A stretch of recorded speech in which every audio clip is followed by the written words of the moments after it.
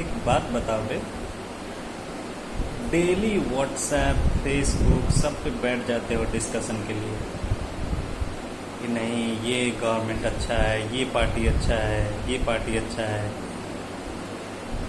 और जब डिसीजन लेने का टाइम आता है, जब वोटिंग का टाइम आता है, तो यंग लोग कहाँ चले जाते हो? खाली सोशल मीडिया और फेसबुक पे एक्टिव रहते हो। व्हाट्सएप, टेलीग्राम, फेसबुक, इंस्टाग्राम, ये सब पे सारा डिस्कशन होते रहता है।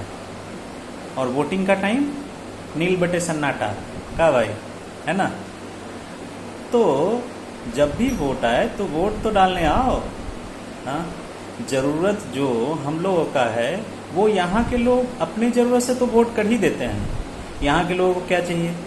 यहाँ के लोगों को राशन चाहिए, यहाँ के लोगों को क्या चाहिए? इंदिरा आवास चाहिए, यहाँ के लोगों को क्या चाहिए? बीपीएल में नाम चाहिए, फ्री का इलेक्ट्रिसिटी चाहिए।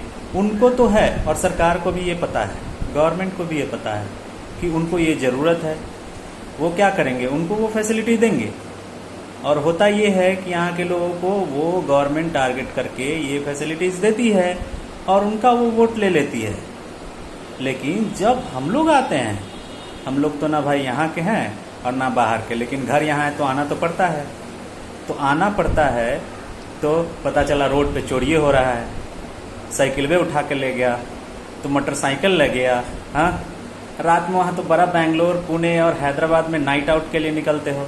यहाँ आते हो तो मन नहीं करता है नाइट आउट के निकलने के लिए। हाँ हाँ, 7 बजे के बाद जाओगे तो बाइक में छीन लगा कनपट्टी पे कट्टा सटा के।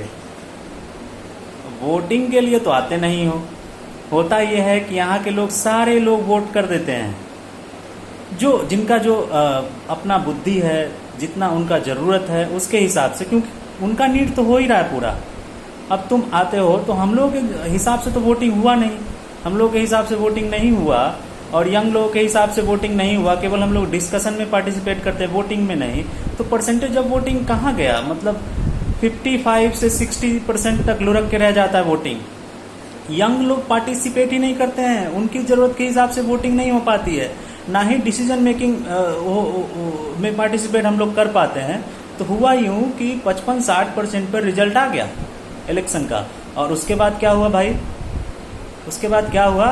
रिजल्ट आ गया, वो उनके ज़रूरत से आया, और तुम यहाँ डंका बजाने आ जाते हो अपने ज़रूरत पूरा करने के लिए। तुमको चाहिए अच्छा रोड चाहिए, तुम्हें तो इंदिरा आवास नहीं चाहिए ना, हमें तो नहीं चाहिए ना इंदिरा आवास। हाँ, राशन नहीं चाहिए ना, तो हमें अच्छा रोड चाहिए, लॉ एंड ऑर्डर चाहिए, सिक्योरिटी चाहिए, सेफ्टी चाहिए, एजुकेशन चाहिए, हेल्थ चाहिए, ये सब में सुधार होना चाहिए, एम्प्लॉयमेंट चाहिए। तो अपने हिसाब से तो वोट करते नहीं हो, खाली बतियाते हो, गपियाते हो, अपने हिसाब से वोट नहीं करते हो भाई। वोट करो अपने हिसाब से। और 55-60% पर तो रिजल्ट आ जाता है, और उसके बाद क्या हुआ?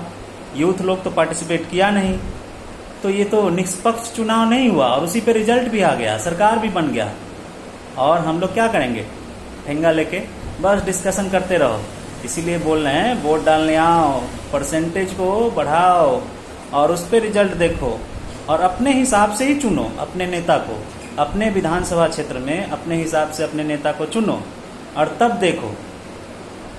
देखो कि सच में बदलाव हो रहा है या नहीं हो रहा है। ज़रूरत के हिसाब से वोट डालो, देखो कि अपने चारों तरफ तुम्हारी क्या ज़रूरत है, रोड ठीक है या नहीं। जर्जर रोड में चलते हो, हाँ आते हो एकदम बाहर से, हाँ भाई छुट्टी लेके आए हैं, चल रहे हैं एकदम मोटरसाइकिल पे, साइकिल पे, कार में, वही जर्जर रोड में कादो पानी में, तो मज़ा आता है ना? मज़ा तो आता ही होगा।